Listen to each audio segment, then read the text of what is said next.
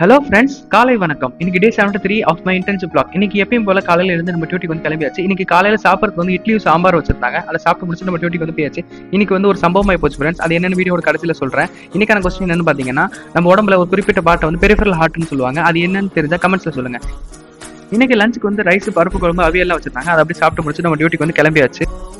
இன்னைக்கான டியூட்டி வந்து நல்லபடியா கம்ப்ளீட் பண்ணியாச்சு. இன்னைக்கு சாயந்தரம் வந்து நம்மளை பாக்கிறதுக்காக ஒரு விசிட்டர் வந்திருந்தாரு. அவர் வேற யாரும் இல்ல, நம்ம மங்கி தான். மங்கி வந்து நம்ம கார்டன்ல வந்து சுத்திட்டு இருந்துச்சு. சாயந்தரம் வந்து அந்த மங்கியை வந்து பார்த்துட்டு நம்ம வந்து ஹாஸ்டலுக்கு வந்து கிளம்பியாச்சு. வீடியோட ஸ்டார்டிங்ல நான் கேட்ட கொஸ்டினுக்கு ஆன்சர் வந்து காஃப் மசில்ஸ் தான். காஃப் மசில்ஸ் தான் வந்து நம்ம பெரிஃபரல் ஹார்ட் அப்படின்னு சொல்லுவோம். ஏன்னு கேட்டீங்கன்னா, நம்ம லோவர் லிம்ப்ல இருக்கக்கூடிய பிளட்டை வந்து பம்ப் பண்ணி மேலே கொண்டு போறதுக்கு வந்து ஹார்ட்டுக்கு கொண்டு போய் சேர்க்கறதுக்கு வந்து நம்ம காஃப் மசில்ஸ் வந்து ரொம்ப ஹெல்ப் பண்ணுது. அதனால தான் வந்து காஃப் மசில்ஸை பெரிஃபரல் ஹார்ட்னு சொல்லுவாங்க.